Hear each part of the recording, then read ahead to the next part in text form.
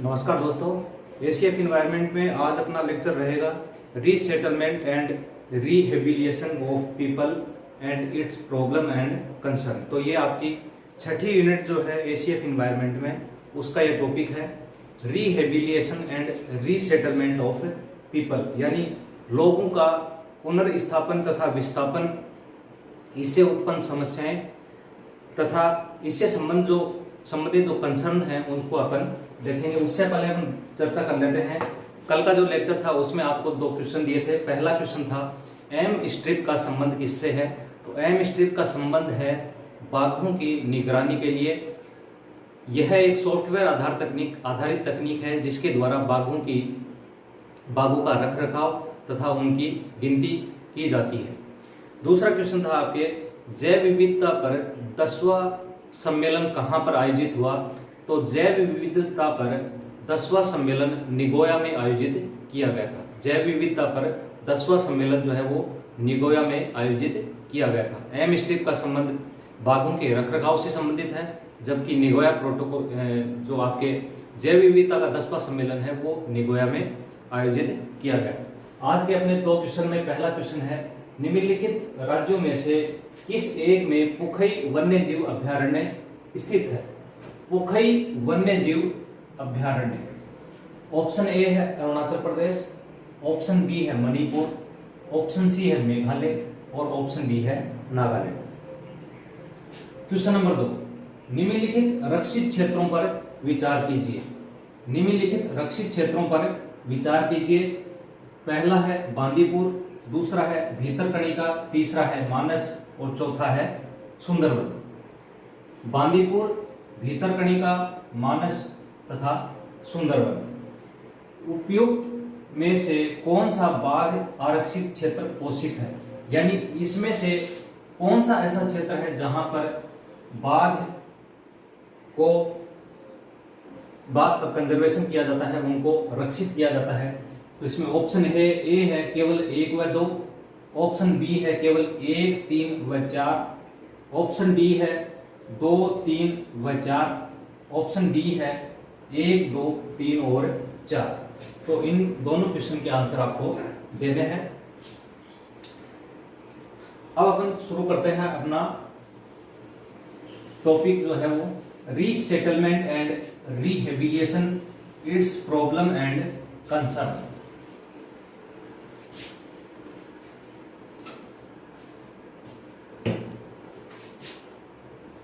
Resettlement and rehabilitation,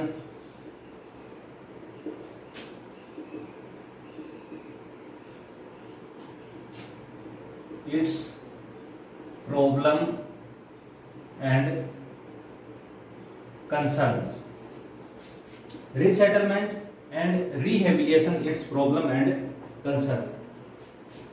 resettlement and rehabilitation, विस्थापन तथा पुनर्वास, इसकी क्या क्या समस्याएं हैं तथा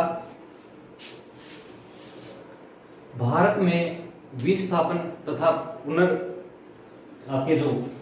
पुनर्वास जो है इस पर इसके क्या क्या कारण हो सकते हैं। अगर बात करें रीसेटलमेंट और रिहेबिलिटेशन के, तो इसके कारण में दो कारण में इसको अपन विभाजित कर सकते हैं, प्राकृतिक कारण और दूसरा है मानव जनित कारण।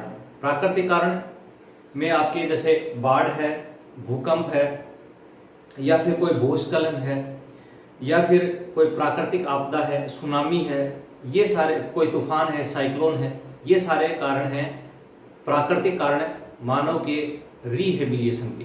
दूसरा है मानव जनित कारण। मानव जनित कारण में औद्योगिकरण, किसी भूमि पर सेज का निर्माण करना या फिर बांध का निर्माण करना, या फिर कोई नदी घाटी परियोजना, या फिर आपके कोई सड़क निर्माण हुआ, कोई जल विद्युत परियोजना स्थापित करनी है, तो ये जो चीजें होती हैं इनके कारण लोगों को एक स्थान से हटाकर दूसरे स्थान पर प्रतिस्थापित किया जाता है। तो या फिर इनके अलावा अगर कारण की बात करें तो विकास परियोजनाएं, जिसमें आपके बांध निर्माण, सड़क निर्माण सारे शामिल होते हैं। इसके अलावा राजनीतिक कारण भी हो सकते हैं, प्राकृतिक आपदाएं हो सकती हैं, किसी क्षेत्र को संरक्षित घोषित कर दिया जाता है तो उसके कारण भी लोगों को वहां से विस्थापित किया जाता है। अगर कोई राष्ट्रीय पार्क स्थापित करना है तो उस क्षेत्र में रहने वाले आदिवासी या फिर वन में रहने वाले लोगों को वहां से विस्थापित कर दिया जाता है। तो ये सारे कारण हैं विस्थापन और पुनर्वास के कारण। मुख्य रूप से इसको दो भागों में अपन बांटते हैं, प्राकृतिक कारण और दूसरा है मानव जनित कारण। प्राकृतिक कारण और दूसरा क्या है, मानव जनित कारण। प्राकृतिक कारण में बाढ़, भूस्खलन,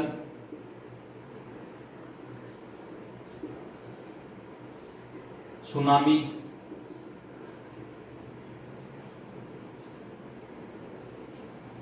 आपके तूफान या फिर साइक्लोन, भूकंप, ये सभी कारण क्या हैं, विस्थापन या पुनर्वास के प्राकृतिक कारण। दूसरा है मानव जनित कारण। मानव जनित कारण में औद्योगिकीकरण,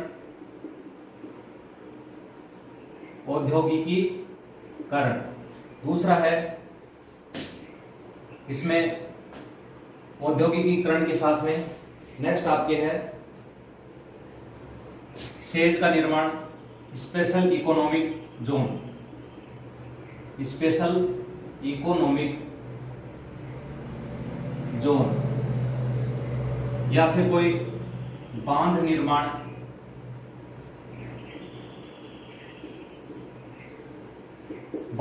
हो गया, या फिर विद्युत परियोजनाएं,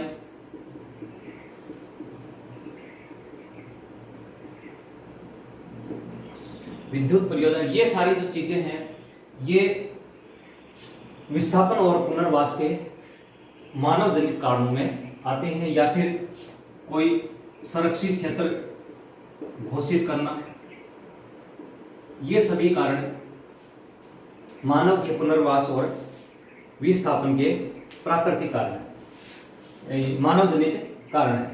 इसके अलावा राजनीतिक कारण,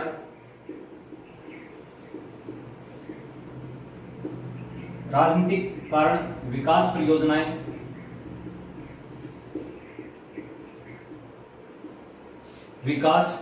परियोजनाएं, प्राकृतिक कारण अपन ने देख लिए, मानव जनित कारण जो है वो हो गए।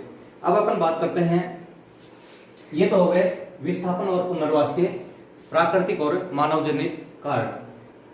अब अंतर्राष्ट्रीय विस्थापन निगरानी जो केंद्र है उसके द्वारा कुछ डाटा प्रस्तुत किए गए हैं कि भारत में विस्थापन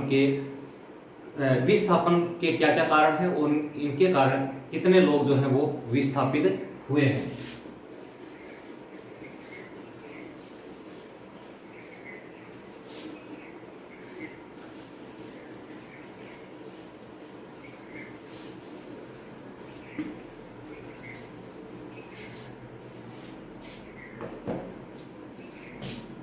अंतरराष्ट्रीय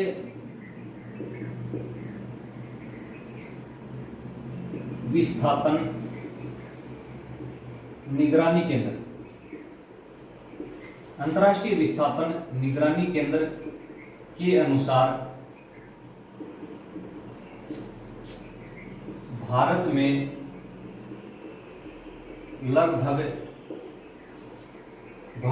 लगभग 50 मिलियन लोग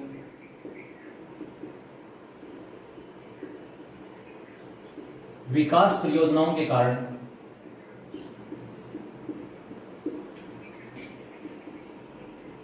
विस्थापित हुए हैं।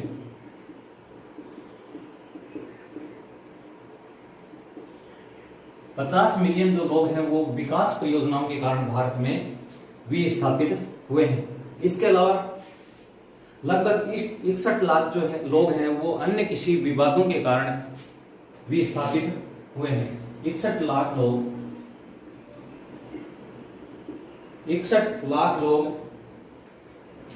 विभिन्न विवादों के कारण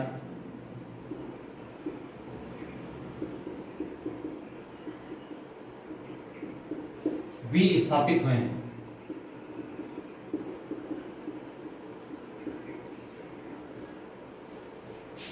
ये विभिन्न विवादों में कोई राजनीतिक विवाद भी हो सकता है, नृ जातीय या आपस में जब जातियां लड़ती हैं तो उसके कारण भी विस्थापन होता है।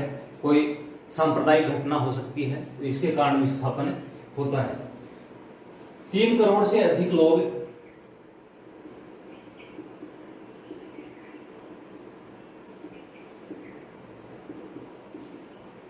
आपदा के कारण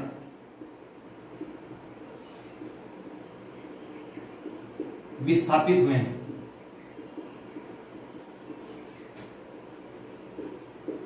तीन करोड़ लोग आपदा के कारण विस्थापित हुए हैं। लगभग 11,000 से अधिक लोग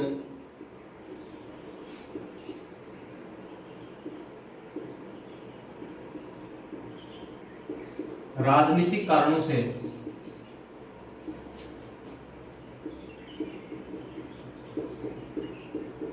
विस्थापित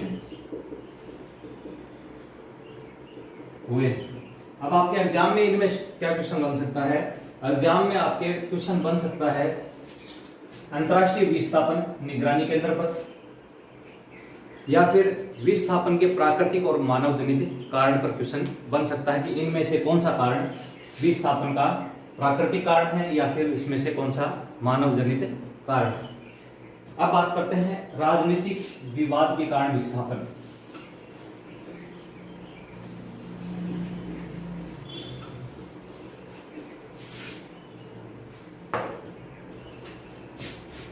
राजनीतिक या नृजातीय विवाद।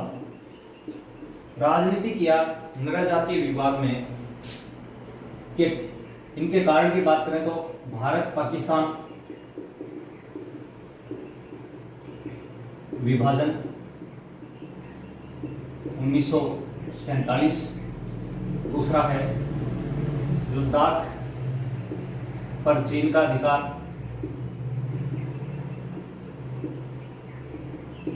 1962, तीसरा है बांग्लादेश का स्वतंत्रता युद्ध 1972। इसी प्रकार श्रीलंका में तमिल विद्रोही आंदोलन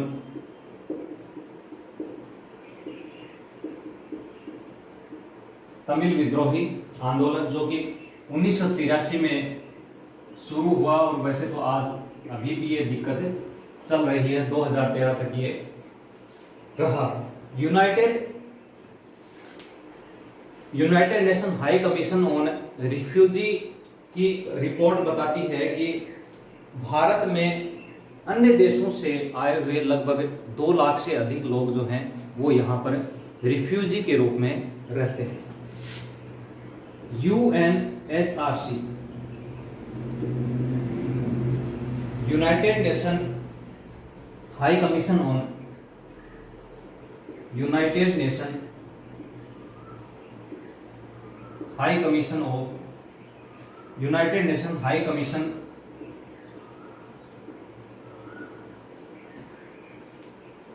on refugee, United nation high commission on UNHCR, United nation high commission on refugee, इसके अनुसार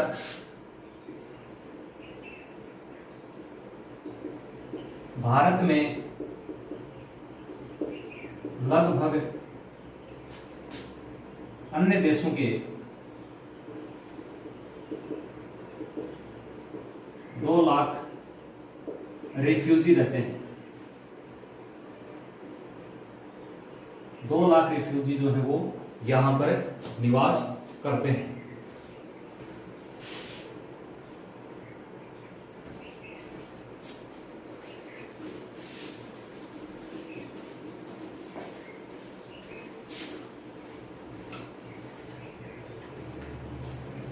Bharat UN convention on refugee 1951 का हस्ताक्षर करता देश नहीं है। Bharat UN convention on refugee 1951 का हस्ताक्षर करता देश नहीं है, इसलिए भारत इसके नियमों को मानने हेतु बाध्य नहीं है। अब बात करते हैं विकास परियोजनाएं की। विकास परियोजनाएं, भारत में ऐसी कौन सी विकास परियोजनाएं मुख्य रूप से रही जो लोगों के विस्थापन और उनके कारण सबसे ज्यादा लोगों को समस्याएं उत्पन्न हुई? तो उसमें पहला है आपके सरदार सरोवर परियोजना, जिसके अगेंस्ट में नर्मदा बचाओ आंदोलन शुरू किया गया। सरदार सरोवर परियोजना, सरदार सरोवर परियोजना, सरदार सरोवर परियोजना गुजरात में नर्मदा नदी पर शुरू की गई। नर्मदा नदी पर इसे शुरू किया गया। सरदार सरोवर परियोजना से लाभान्वित अगर राज्यों की बात करें तो इसमें 4 राज्य हैं, जिसमें राजस्थान, गुजरात, महाराष्ट्र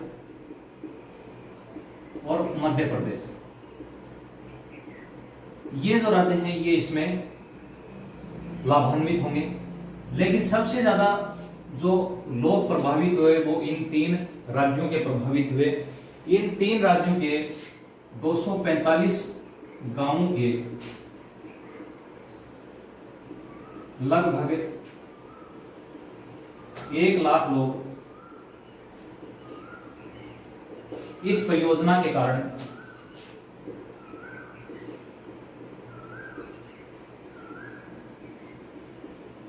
विस्थापित हुए और इसके लिए एक आंदोलन चलाया गया, नर्मदा बचाओ आंदोलन। नर्मदा बचाओ आंदोलन, जिसको शुरू किया मेधा पाटेकर। मेधा पाटेकर ये इसके अगुवा रहे नेता। नर्मदा बचाओ आंदोलन। तो सरदार सरोवर परियोजना के कारण काफी लोग जो है वो विस्थापित हुए। इसके कारण इसके जो केसमेंट एरिया है यहाँ पर स्थित गांवों को हटाया गया। इसके अलावा जो नहरें बनाई गई तो नहरों के कारण भी काफी लोग विस्थापित हुए और उनकी भूमि जो है उनका अधिग्रहण किया गया। इसके अलावा अगर अन्य परियोजनाओं की बात करें तो बगरी परियोजना है। बगरी बांध बनाया गया, रहिंद बांध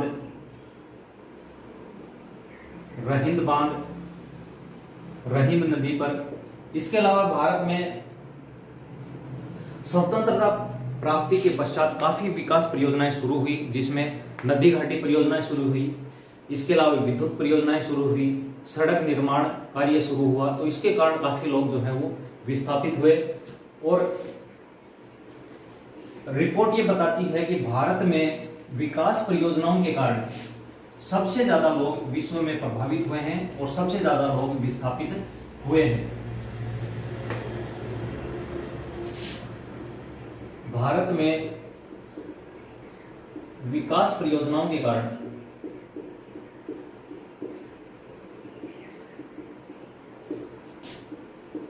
विश्व में सबसे ज्यादा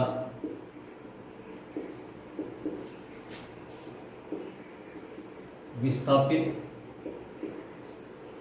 हुए हैं और इन विस्थापित में से ज़्यादातर आदिवासी और वनवासी लोग थे। आदिवासी और वनवासी लोग जो हैं वो इसमें सबसे ज़्यादा प्रभावित हुए। विकास परियोजनाओं के कारण सबसे ज़्यादा विस्थापित लोग भारत में ही हुए हैं। विस्थापन के कारण उत्पन्न समस्याएं, विस्थापन के कारण उत्पन्न समस्याएं, विस्थापन के कारण क्या क्या समस्याएं उत्पन्न होती हैं। विस्थापन के कारण सबसे बड़ी समस्या तो यही उत्पन्न होती है कि जो ग्रामीण इलाकों के लोग हैं उनकी कृषि भूमि भी अधिग्रहण कर ली जाती है। तो कृषि योग्य जो भूमि है वो क्या हो जाती है, इससे नष्ट हो जाती है। औद्योगिक इकाइयां जब लगती हैं तो वे औद्योगिक इकाइयां कृषि भूमि पर ही लगाई जाती हैं ज़्यादातर। तो इसके कारण कृषि भूमि जो है वो पूरी तरह औद्योगिक इकाई के अंडर में आ जाती है और वहां पर कृषि जो है वो नहीं हो पाती। पहला है कृषि भूमि का नष्ट होना। इसका कारण है विकास परियोजनाएं। विकास परियोजनाओं में औद्योगिकरण,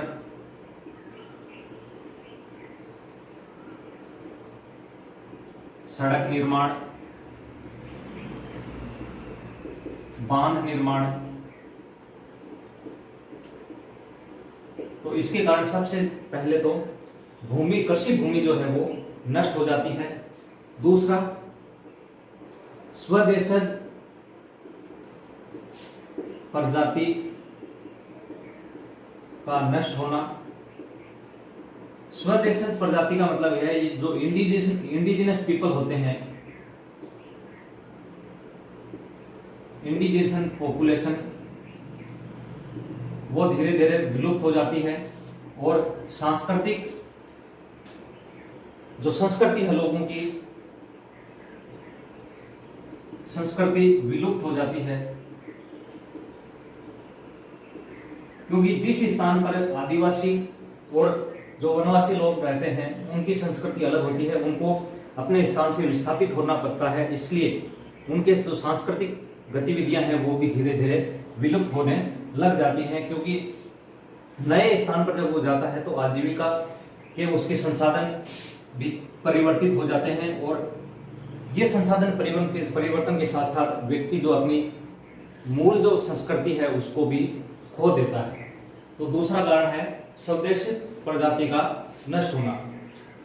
तीसरा है विस्थापित लोग, जो जब विस्थापित लोगों को जब नई भूमि प्रदान की जाती है तो ज्यादातर में ये देखा गया है कि इसके कारण इसमें जो भूमि उनको अलॉट की जाती है उसकी गुणवत्ता कृषि योग्य नहीं होती, यानी उनको बंजर भूमि ही उनको अलॉट की जाती है। विस्थापित लोगों को दी जाने वाली भूमि की गुणवत्ता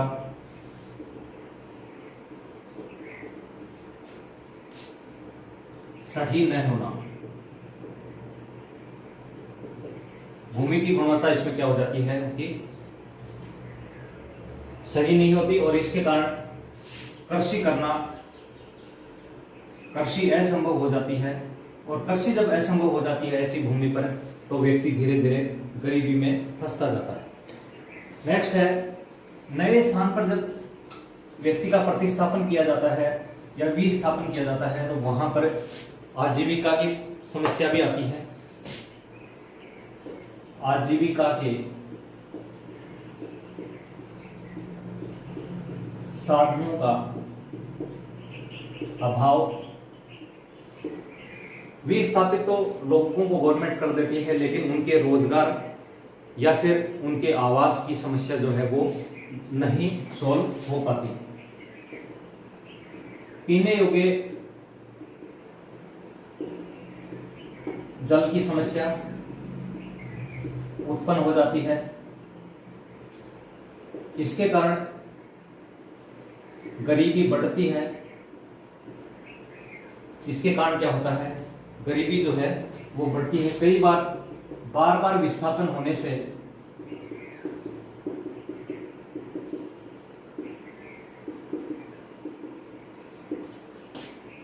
कई समस्याएं उत्पन्न होती है।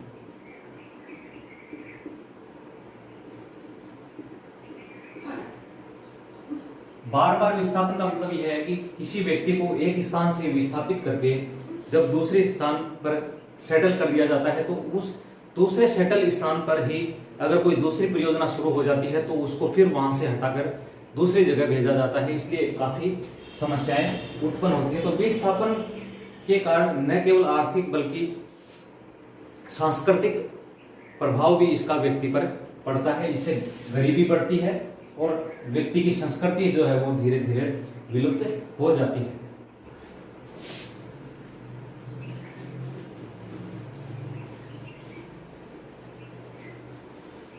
अब हम पढ़ेंगे विस्थापन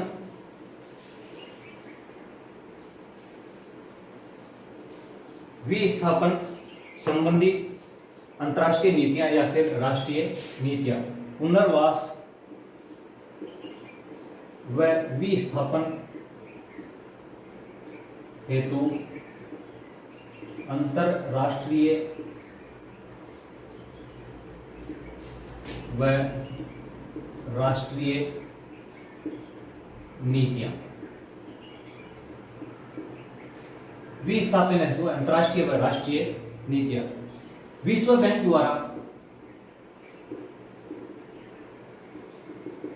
बैंक के द्वारा 1 जून 1990 को इनवॉलेंट्री सेटलमेंट शुरू किया गया।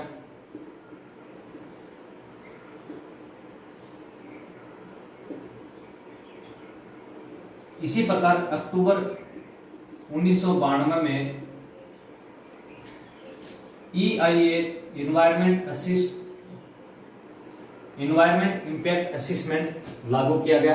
यानी जितनी भी परियोजनाएं हैं उनका पहले EIA किया जाएगा, उसके पश्चात ही कोई परियोजना लगाई जाएगी। तो EIA में लोगों जो स्थानीय लोग होते हैं उनका भी फीडबैक इसमें लिया जाता है। इन्वायरमेंट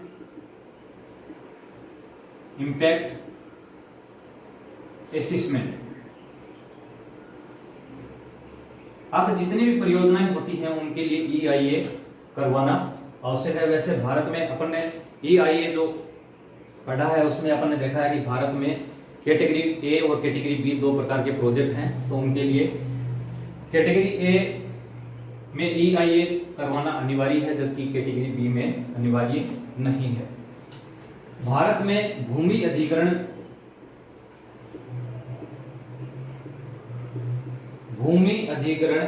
एक्ट 1894 जो कि ब्रिटिश काल से चलता आ रहा है। भूमि अधिग्रहण एक्ट 1894। इस एक्ट में जब किसी व्यक्ति की भूमि अधिग्रहित की जाती है तो उसको कुछ क्षतिपूर्ति भी दी जाती है। भूमि मालिक को क्षतिपूर्ति दी जाती है, लेकिन इसमें ऐसा व्यक्ति जो मालिक होता है उसी को इसमें फायदा मिलता है। और सामाजिक अगर जो व्यक्तिगत अधिकार हैं उन्हीं को इसमें तवज्जो दी गई है। सामाजिक अधिकार को इसमें शामिल नहीं किया गया है। व्यक्तिगत अधिकार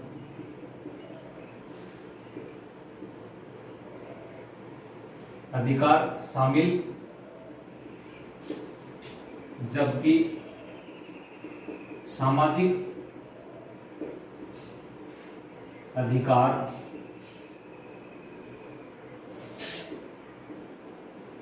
शामिल इसमें नहीं किए गए।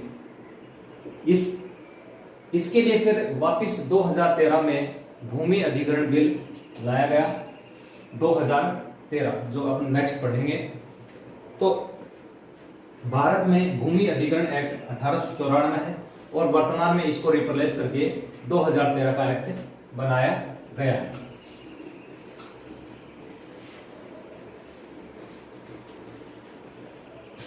नेक्स्ट है coal mining bearing act 1957। Coal mining bearing act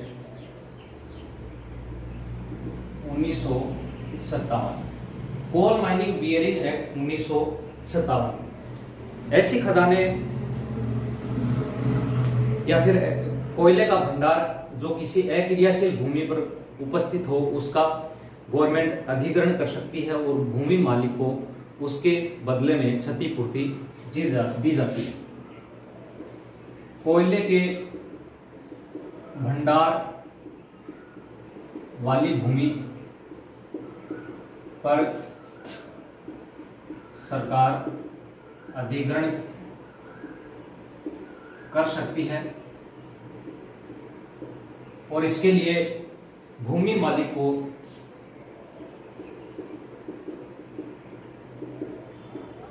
क्षतिपूर्ति दी जाती है, क्षतिपूर्ति दी जाती है। भारत में वर्तमान में विस्थापन और पुनर्वास हेतु कोई ठोस रणनीति नहीं है, कोई ठोस नीति नहीं है। भारत में पुनर्वास व विस्थापन हेतु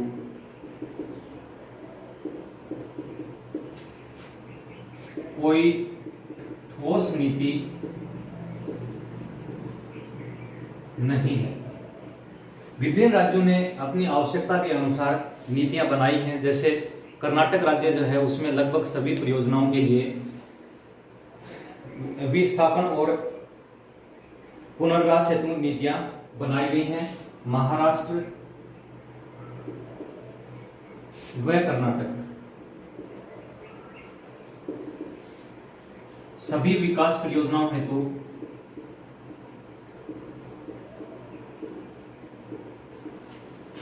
पुनर्वास नीति बनाई गई है। इसी प्रकार मध्य प्रदेश में सिंचाई परियोजना हेतु मध्य प्रदेश में सिंचाई परियोजना हेतु पुनर्वास नीति बनाई गई है। इसी प्रकार उड़ीसा, राजस्थान, इन राज्यों में भी नीतियां बनाई गई हैं अपनी आवश्यकता के अनुसार। जैसे उड़ीसा में जल संसाधन विकास प्रोजेक्ट हेतु ओडिशा जल संसाधन विकास प्रोजेक्ट हेतु नीतियां बनाई गई है। गुजरात में सरदार सरोवर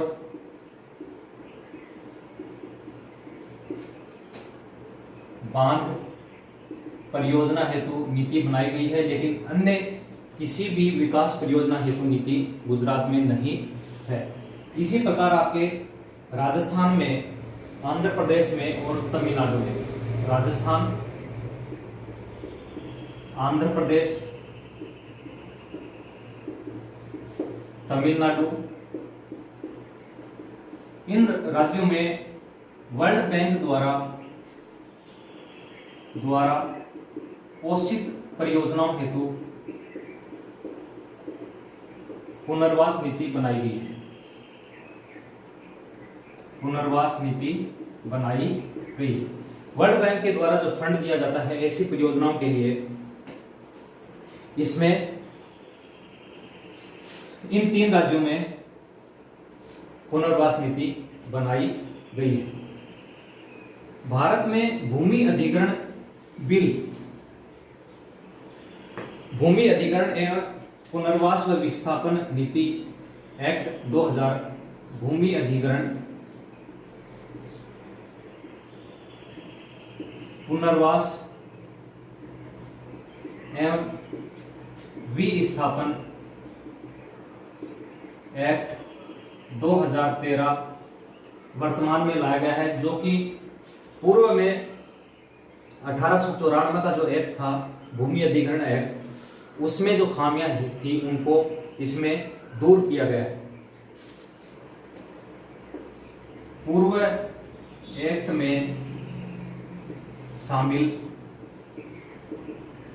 खामियों को दूर किया गया है और भूमि अधिग्रहण में पारदर्शिता लागू करने के लिए इसमें नियम बनाए गए हैं। इसमें क्षतिपूर्ति का भी प्रावधान किया गया है और क्षतिपूर्ति की राशि जो है वो भी इसमें बढ़ाई गई है। तो ये आपके है resettlement and rehabilitation, it's problem and concern. बहुत बहुत धन्यवाद।